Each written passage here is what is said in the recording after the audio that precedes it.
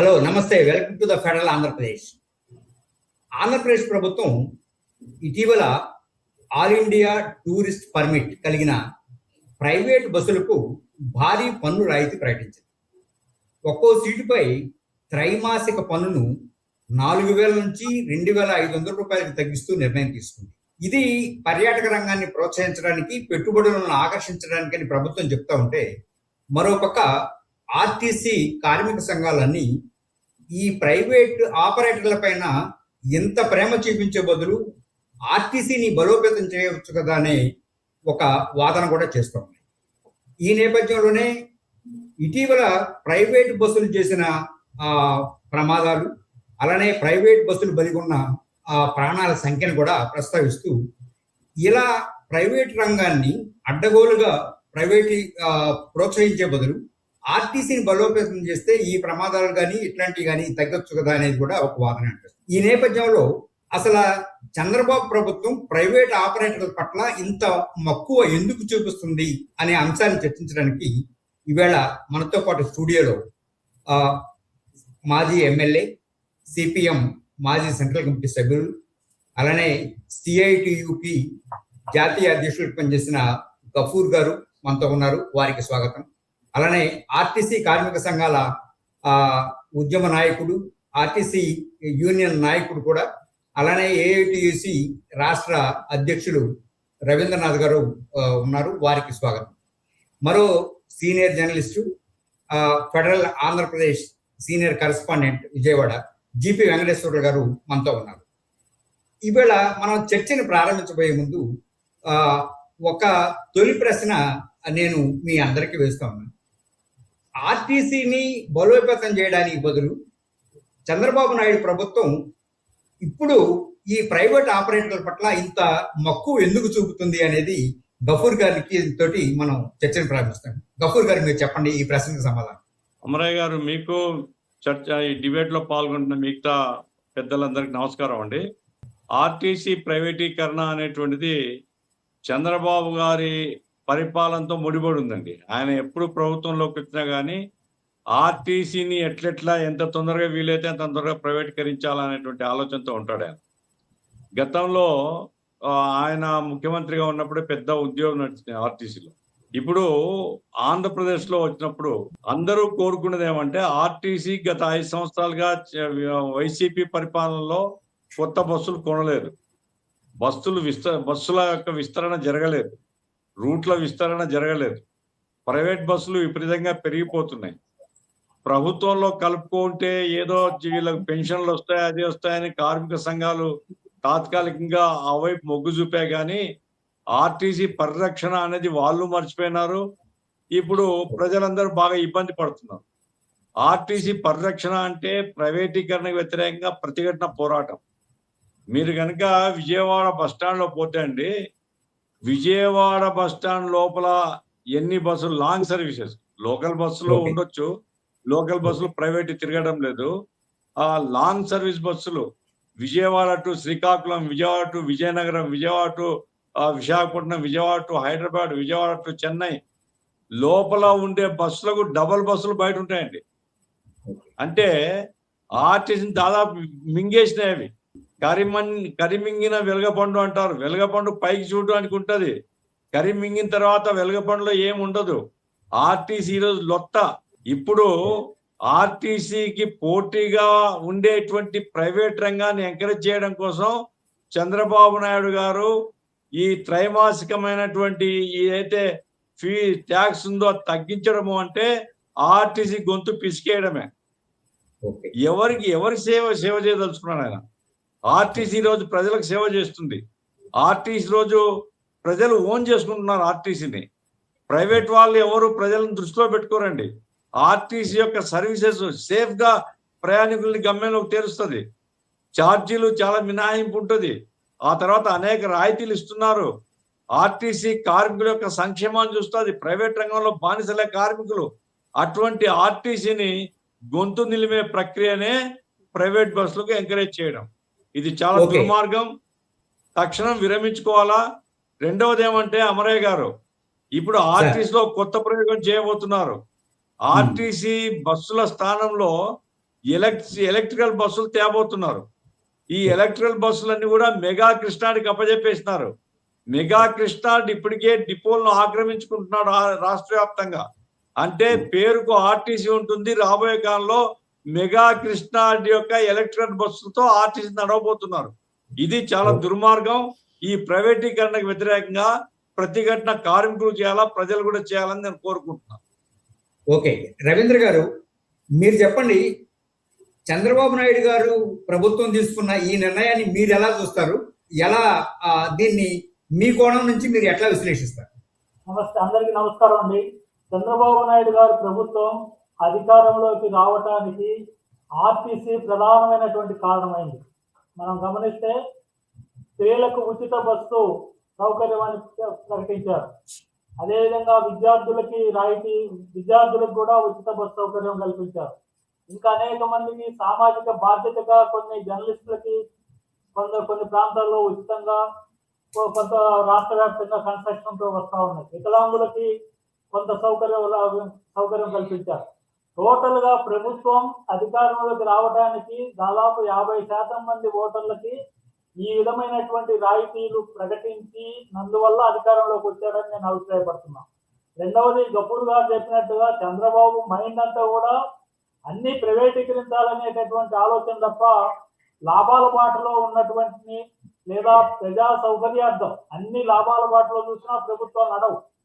ఒకవేళ కొన్ని నష్టాలు వచ్చినా వాటిని ప్రభుత్వం బాధ్యతగా నష్ట నివారణకు అవసరమైనటువంటి చర్యలు తీసుకోవాల్సినటువంటి బాధ్యత ప్రభుత్వాల పైన ఉంటుంది.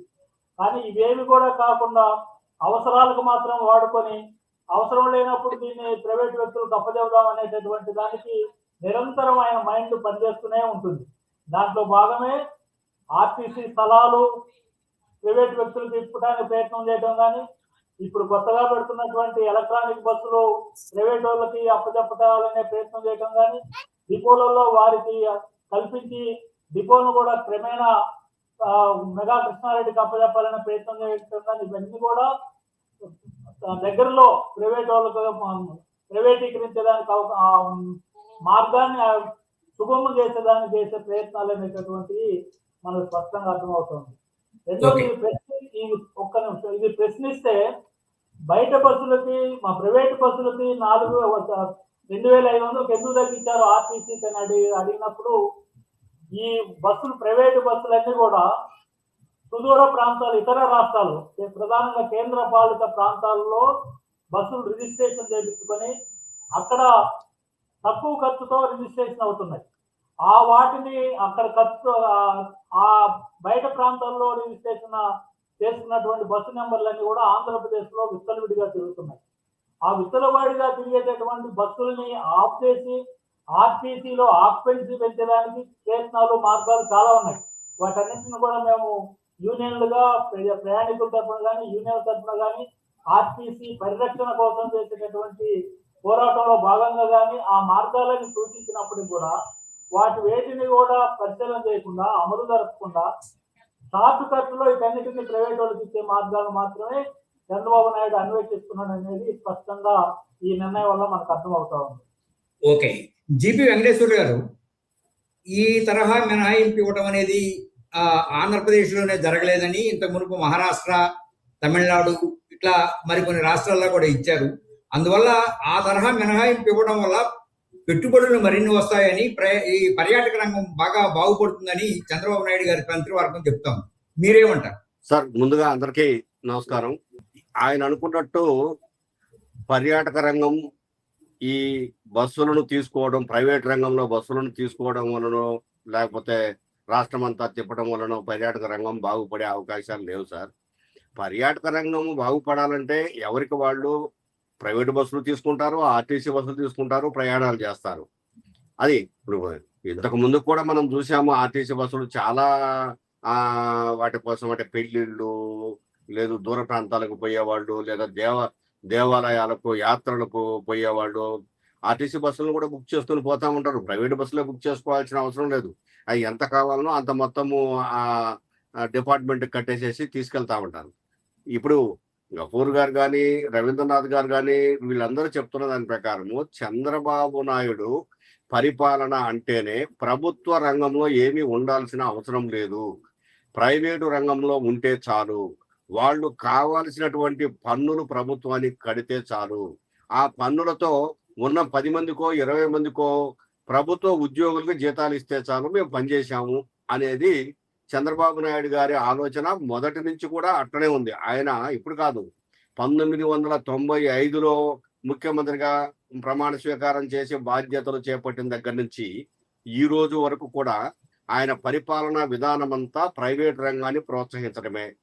ఇంతెందుకు ఈ 2 ఏళ్ల కాలంలో ఆయన కానీ, ఆయన కుమారుడు లోకేష్ గారు కానీ, మిగిలిన మంత్రులు కానీ, ఇంకా విచిత్రం ఏంటంటే మంత్రులు మరి వాళ్ళకు చదువు రాదనో ఏమి తెలియదనో తెలియదు, సింగపూర్ పోయి శిక్షణ తీసుకుంటున్నారు పరిపాలనా విధానం ఎలా ఉండాలనే దాని మీద. ఇక అంతకంటే దౌర్భాగ్యం ఏముంటుంది సార్? పరిపాలనా విధానం గురించి స్వాతంత్రం వచ్చిన ఈ నెల కాలంలో ఇప్పుడు నేర్చుకోవాల్సిన అవసరం లేదు కదా. అందుకని మనం ఆలోచించాల్సింది ఏంటంటే, చంద్రబాబు నాయుడు గారు ఉంటే తప్పనిసరిగా ఏదైనా కూడాను ప్రైవేట్ రంగంలోనే ఉంటది, ప్రైవేటు వాళ్ళను ప్రోత్సహిస్తాడు. ఈ 2 ఏళ్ల కాలంలో పరిశ్రమలు తీసుకురావడానికి ప్రైవేట్ రంగాన్ని ఆంధ్రప్రదేశ్లో చొప్పించి పని చేయించడానికి ఆయన చేయని ప్రయత్నం అంటూ లేదు. ఆర్టీసీలో 1100 బస్సులు త్వరలో కొనుగోలు చేయబోతున్నారు. అవన్నీ కూడాను ఎలక్ట్రికల్ బస్సులు మాత్రమే కొనుగోలు చేస్తారు.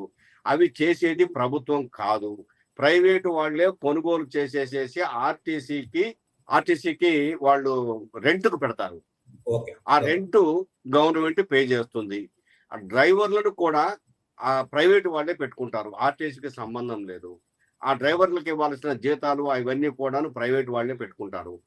కేవలం రెంట్ మాత్రమే గవర్నమెంట్ దగ్గర నుంచి పే చేస్తుంది. దీన్ని ఆర్టీసీ సంఘాలు, ఆర్టీసీ ఎంప్లాయీస్ పూర్తి స్థాయిలో వ్యతిరేకిస్తున్నారు. ఎందుకంటే ఒక బస్సు ఉంటే ఒకరో ఇద్దరు ఎంప్లాయీస్ ఆ బస్సు మీద జీవితకాలం బతుకుతారు. కానీ ప్రైవేటు వాళ్ళకి అప్పచెప్పేసేస్తే ప్రైవేటు వ్యక్తి ఆ బస్సులో 2-3 పెట్టుకుని ప్రైవేటు వ్యక్తి అతని లాభాలు చూసుకుంటాడు. కానీ ప్రయాణికుల సౌకర్యాలు, మంచి చెడులు ఎవరు చూడరు. మీరు అన్నట్టు ఇప్పటికే 5-6 సంఘటనలు జరిగినాయి. మార్కాపురం దగ్గర జరిగినటువంటి ప్రమాద సంఘటన అంటే దాంట్లో సౌకర్యాలు సరిగ్గా లేకపోవడం వల్లనే ఆ బస్సు దగ్ధమైపోయింది. దాంట్లో ఉన్నటువంటి ప్రజలు కాలి బూడిదయ్యారు. మరి దానికి ప్రభుత్వం దగ్గర నుంచి సమాధానం లేదు. అది ఒక యాదృచ్ఛికం అని చెప్పేసి అని అంటున్నారు. యాదృచ్ఛికం కాదు. ఇక్కడ ప్రైవేటు బస్సు యజమానులకు పర్మిషన్ ఇచ్చేటప్పుడు సక్రమంగా ఉన్నాయో లేవో చూసుకోవాల్సిన బాధ్యత ప్రభుత్వం మీద. ఆ బాధ్యత కూడా ప్రభుత్వం మరిచింది. అందువల్లనే ఇట్లాంటి ప్రమాదాలు, భయంకరమైన ప్రమాదాలు జరుగుతున్నాయి. ఎన్నో బస్సులు కాలిపోతున్నాయి. ఈ సిచ్యువేషన్ నుంచి బయటపడాలంటే ప్రైవేట్ రంగంను పక్కన పెట్టేసేసి ప్రభుత్వ రంగంలోనే ఆర్టీసీ బస్సులు ఉండాలి, నడపాలి. అలా నడిపితేనే ఏ ప్రభుత్వమైనా బాగుపడుతుంది. ఓకే, గఫూర్ గారు, ఈ ప్రైవేట్ బస్సులకి రాయితీలు ఇచ్చే ముందు ఇందాక జీపీ గారు కూడా ప్రస్తావించారు, అసలు ఆ డ్రైవర్ల అర్హతలు కానీ, బస్సుల ఫిట్నెస్లు కానీ, ఫైర్ సేఫ్టీ కానీ, ఎమర్జెన్సీ ఎగ్జిట్స్ కానీ, ఇవన్నీ 100% ఆడిట్ చేస్తారా? చేయకుండానే ఊరికే రాయితీలు ఇచ్చేస్తారు? చేయడం లేదని తేలిపోయింది కదండి. ఇప్పుడు కర్నూలులో యాక్సిడెంట్ అయినటువంటి బస్సు అది ఎక్కడ? అరుణాచల్ ప్రదేశ్ లో రిజిస్టర్ అయింది. అరుణాచల్ ప్రదేశ్ లో రిజిస్టర్ అయ్యి బాడీ బిల్డింగ్ అది ఎక్కడో ఇంకో చోట రాజస్థాన్లోనో ఎక్కడో బాడీ బిల్డింగ్ అయింది. Pass ఎక్కడైంది bus? ఆంధ్రప్రదేశ్ లో శ్రీకాకుళంలో, విజయనగరంలో పాస్ అయింది. యాక్సిడెంట్ ఎక్కడైంది? కర్నూలు దగ్గర. అంటే అది సీటింగ్ తో ఉన్నటువంటి సీట్లు మాత్రమే ఉండాల్సినటువంటి బస్సు స్లీపర్ బస్సుగా మార్చబడింది. అరుణాచల్ ప్రదేశ్ లో రిజిస్టర్ చేసిన బస్సు ఆంధ్రప్రదేశ్ లో తిరుగుతుంది. అది నాట్ ఓన్లీ ఆ బస్సు అండి, మొత్తం ఇప్పుడు రాష్ట్రంలో ఉండేటువంటి టూరిస్ట్ బస్సులు లేదా ప్రైవేట్ బస్సులు ఏవైతే ఉన్నాయో ఈ బస్సులన్నిటిని వెరిఫై చేయమనండి. ఒకే నంబర్ తో తిరిగే 2-3 బస్సులు ఉన్నాయి. ఆ తర్వాత సీటింగ్ కెపాసిటీ సీటింగ్ మాత్రమే అనుమతించినటువంటి బస్సుల్ని స్లీపర్గా మార్చుకున్నారు. తర్వాత డ్రైవర్లు రెస్ట్లెస్. ఒకే driver Visakhapatnam to Vijayawada to Srikakulam ఒకే డ్రైవర్ ఉంటాడు. విజయవాడ టు కర్నూలు ఒకే డ్రైవర్ ఉంటాడు. అతనే మరి పోవాలి, మరి రావాలి. అంతేకాకుండా వేతనాలు, సంక్షేమం ఏమీ ఉండదండి. వెట్టి చాకిరి. బయట నిరుద్యోగం ఉంది కాబట్టి చేసి వెట్టి చాకిరి. ఇది గవర్నమెంట్ బాధ్యత కాదా? ఇన్స్పెక్షన్స్ దాదాపు మర్చిపోయినారు. వీళ్ళకు నెలమామూలు ఉంటాయి, ఆర్టీఓలకు నెలమామూలు ఇవ్వడం, బస్సులు వాళ్ళు నడుపుకుంటుంటారు, వీళ్ళు రోడ్డు మీద కూడా రారు. ఇప్పుడు చాలా దారుణమైనటువంటి విషయం ఇంకోటి, అమరయ్య గారు, ఇప్పుడు ఆర్టీసీ బల్క్ కన్స్యూమర్ ఏది డీజిల్ కు బల్క్ కన్స్యూమర్ మీద పన్ను పెంచినారు. అంటే ఆర్టీసీ ఆదాయంలో ప్రభుత్వం డబ్బులు తీసుకుంటుంది, వీళ్ళ మీదేమో రాయితీలు ఇస్తుంది. అరే బుద్ధి ఉందా గవర్నమెంట్ కు? బల్క్ కన్స్యూమర్ అంటే ఆర్టీసీనే. ఆర్టీసీ మీద నువ్వు పన్ను పెంచడం అంటే ఇండైరెక్ట్ గా ఆర్టీసీని ఏం చేయదలుచుకున్నావు నువ్వు? అందుకోసం ఆర్టీసీకి అన్ని ఇప్పుడు మీరు సూపర్ 6 లో భాగంగా మహిళలకు ఫ్రీ అంటున్నారు, డబ్బులు ఇస్తున్నారు మీరు తిరిగి. ఇప్పుడు మీరు ఏ సభలు పెట్టినా ఏ గవర్నమెంట్ ఉన్నా, ఆ పోయిన గవర్నమెంట్ కానీ ఈ గవర్నమెంట్ కానీ ఏ సభలు ఉన్నా ఆర్టీసీ బస్సులు వాడతారు, డబ్బులు చెల్లిస్తున్నారా? లెక్కలు చూస్తున్నారా? అంటే ఆ రకంగా మీ రాజకీయ ప్రయోజనాలకు ఆర్టీసీ ఉపయోగపడాలా, మీకు డబ్బులు ఇవ్వడానికి ఆర్టీసీ ఉపయోగపడాలా, కానీ ఆర్టీసీ మీద పన్నులు పెంచాలా, ఆర్టీసీ కార్మికుల్ని బయటికి తోసేయాలా. చాలా దుర్మార్గమైన ఆలోచన. ఖచ్చితంగా ఇది ప్రజా వ్యతిరేకమైనటువంటి ప్రభుత్వం మాత్రమే ఇట్లా ఆలోచిస్తారండి. ప్రజలకు అనుకూలమైన ఏ ప్రభుత్వం కూడా ఆర్టీసీకి నష్టం చేసే పని చేయకూడదు. కాబట్టే చంద్రబాబు నాయుడు గారు ఇదే పద్ధతిలో పోతే ప్రజా ప్రతిఘటన వస్తుందని మాత్రం హెచ్చరిక చేస్తున్నాను. ఓకే రవీంద్ర గారు, రాష్ట్రంలో ఎన్ని ప్రైవేట్ బస్సులు తిరుగుతున్నాయి? ఇప్పుడు చంద్రబాబు నాయుడు గారు తీసుకున్న ఈ నిర్ణయం వల్ల ఒక్కొక్క బస్సుకి ఏ మేరకు లాభం చేకూరుద్ది? తద్వారా మన మామూలు ప్రయాణికులకి ఏమైనా మేలు ఉంటుందా? ఇప్పుడు ఆర్టీసీ బస్సులకు మించి ప్రైవేట్ బస్సులు ఉన్నాయి. మించి ప్రైవేట్ బస్సులు మెయిన్ నేషనల్ హైవేలు లాభాలు వచ్చేటటువంటి మార్గాలలో ఆర్టీసీ బస్సుల కన్నా ప్రైవేట్ బస్సులు ఎక్కువ తిరుగుతున్నాయని స్పష్టంగా కనపడుతుంది.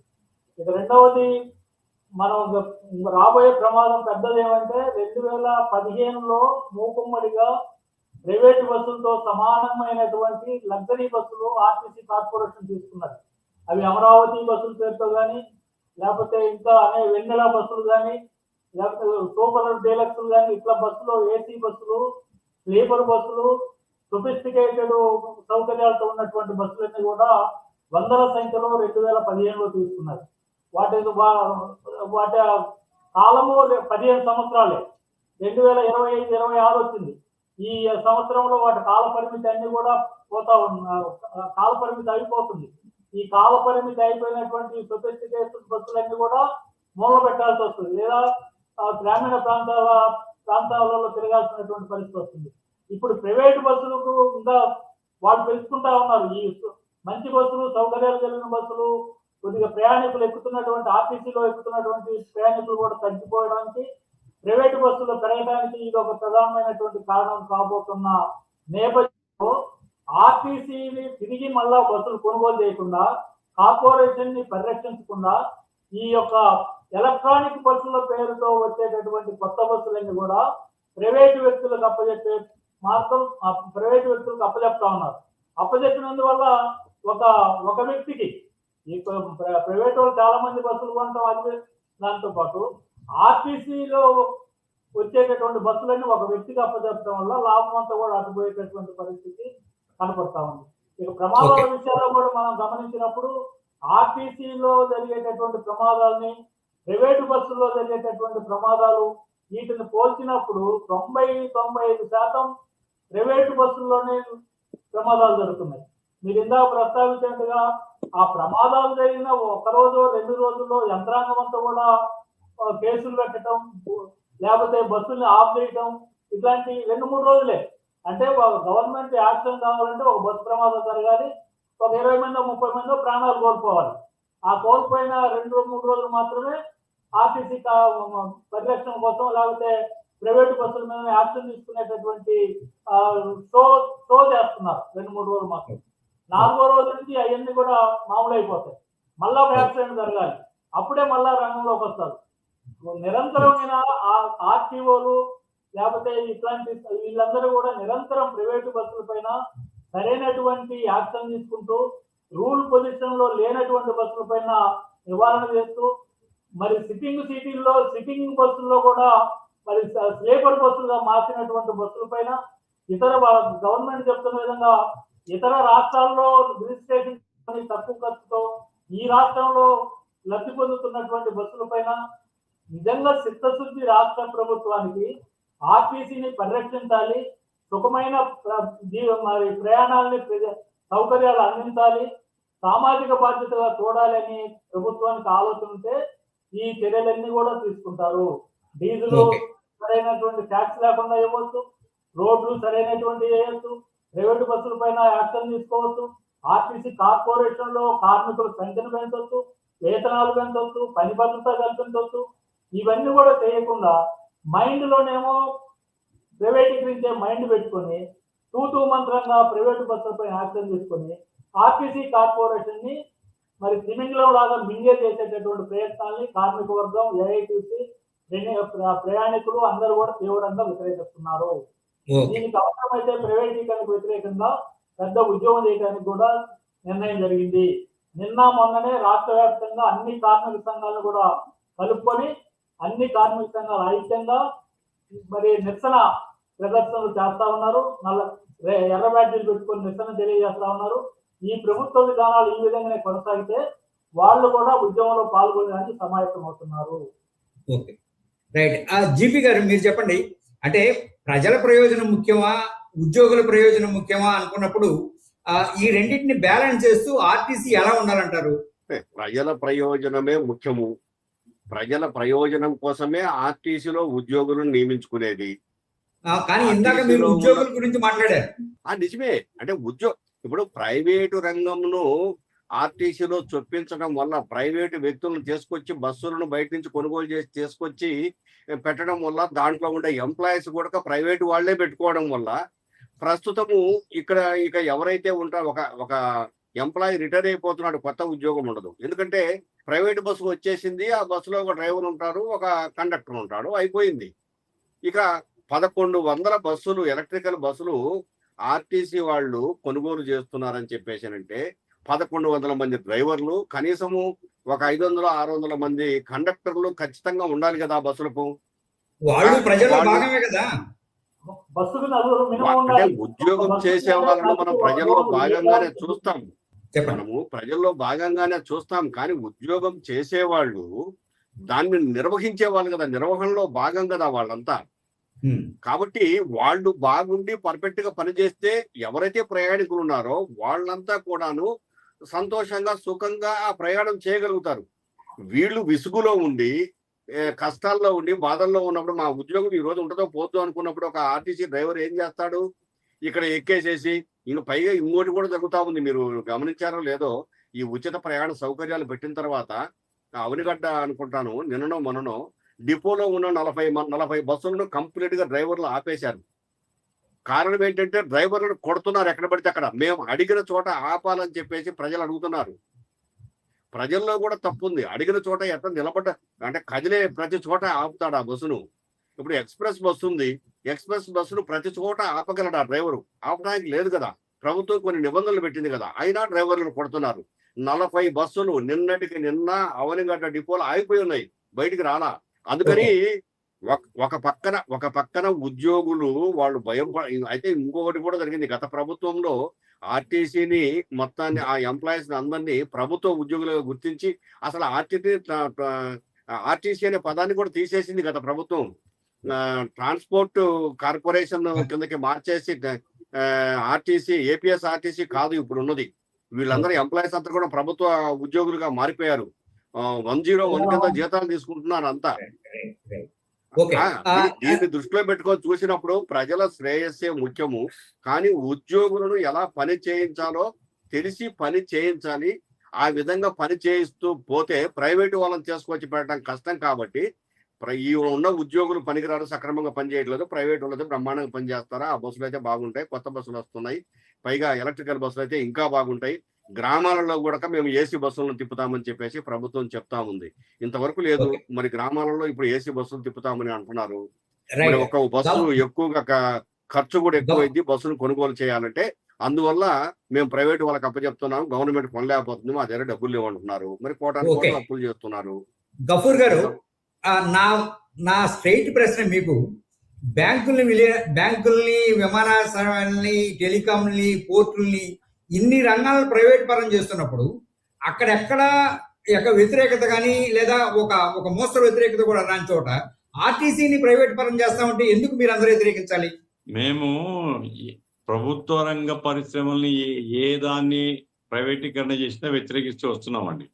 ఇప్పుడు అట్లా అనుకుంటే ఇప్పుడు విశాఖపట్నం ప్రైవేటీకరణ చేయాలి, ఆ రైళ్లను ప్రైవేటీకరణ చేయాలి, విమానాశ్రయాలు మొత్తం ప్రైవేటీకరణ చేయాలి, జీవితమే మొత్తం విద్య వైద్యం అన్ని కూడా ప్రైవేటీకరణ చేయాలి. ఇది చంద్రబాబు సిద్ధాంతం కావచ్చు, లేకుంటే బీజేపీ సిద్ధాంతం కావచ్చు. కానీ మీరు ఒక ప్రశ్న అడిగారు జీపీ గారితో, ఏది ప్రజల ప్రయోజనం ముఖ్యమా ఉద్యోగుల అసలు నేను చెప్పేది ఏమిటంటే ప్రజల ప్రయోజనానికి ఉద్యోగుల ప్రయోజనానికి వైరుధ్యం లేదండి.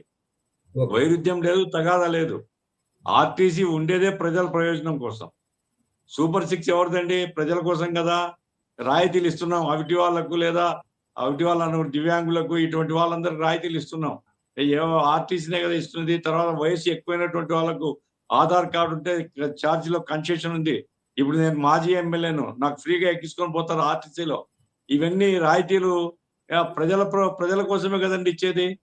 అట్లాగే కార్మికుల యొక్క సంక్షేమం అనేటువంటిది ఇప్పుడు పిఎఫ్ కావచ్చు, ఈఎస్ఐ కావచ్చు, లేకపోతే వైద్య వస్తువులు కావచ్చు, లేకపోతే హాలిడేస్ కావచ్చు, ఇవన్నీ చట్టపరంగా ప్రభుత్వాలు చేయాల్సినటువంటివి, యజమాని చేయాల్సినటువంటివి. అవన్నీ కూడా ఆర్టీసీ ఒక ప్రభుత్వ రంగ సంస్థ కాబట్టి అమలు చేస్తుంది.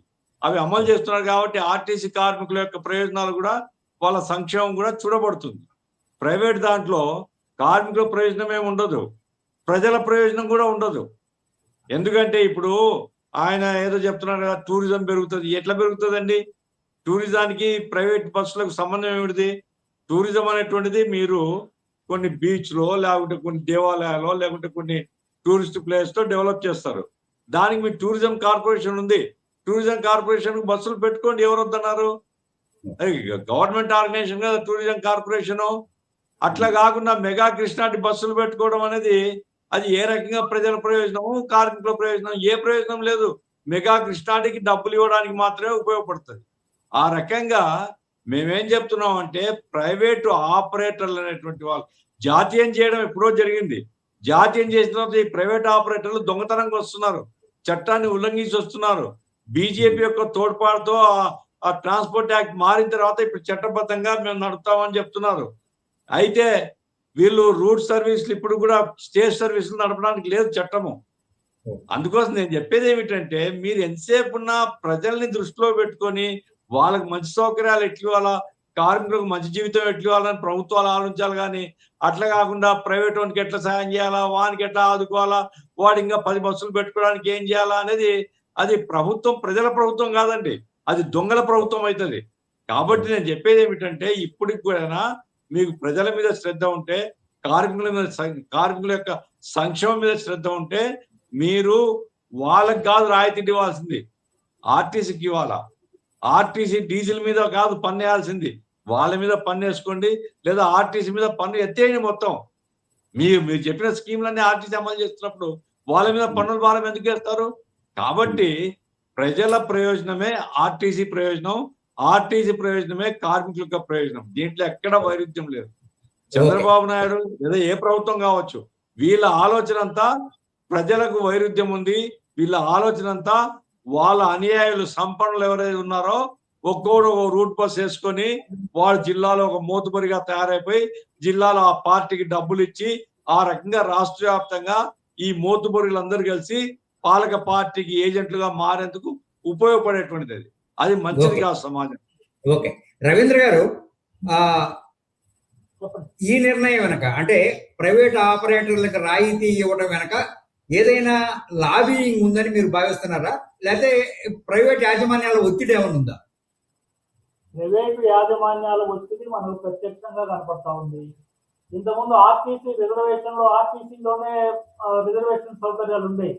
ఇప్పుడు కొత్తగా అభిబస్ వాళ్ళకి ఇచ్చారు. అభిబస్ ప్రచారము, ప్రాపగండా అన్ని మనకు తెలుసు.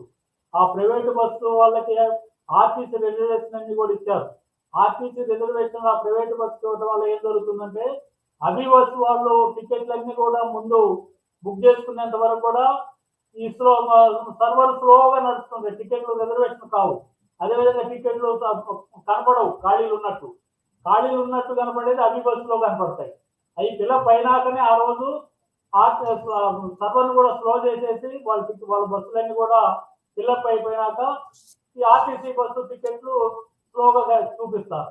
ఇది మరి ఎవరి ప్రయోజనం కోసం చూపిస్తుంది ప్రభుత్వం? ప్రయాణికుల సౌకర్యం కనపడుతుందా, ప్రైవేట్ వ్యక్తుల లాభం కనపడుతుందా? అదేవిధంగా కండిషన్లో లేనివి, అనుమతులు లేనివి రోడ్ల మీద తిరుగుతూ ఉంటే వాటి మీద యాక్షన్ తీసుకోవాల్సినటువంటి ప్రభుత్వం యాక్షన్ తీసుకోకపోతే ఎవరి ప్రయోజనాల కోసం ప్రభుత్వం కృషి చేస్తున్నట్లు? అందువల్ల ప్రతి అంశం కూడా మనం పరిశీలన చేస్తే కొత్తగా వచ్చే బస్సులు ప్రైవేట్ వ్యక్తుల జీవితం చూసినా, రిజర్వేషన్ సౌకర్యాలు ప్రైవేట్ వ్యక్తుల జీవితం చూసినా, కండిషన్ లో లేని బస్సులు రోడ్ల మీద జరగడానికి ఇవన్నీ కూడా ఏదో ప్రైవేట్ లాబింగ్ పెద్ద ఎత్తున ఉండటం వల్లనే సాధ్యమవుతుంది తప్ప ఏదో వ్యక్తిగా ఒక బస్సు ఓనరో లేకపోతే వ్యక్తిగా ఒకరి వల్ల కాదు.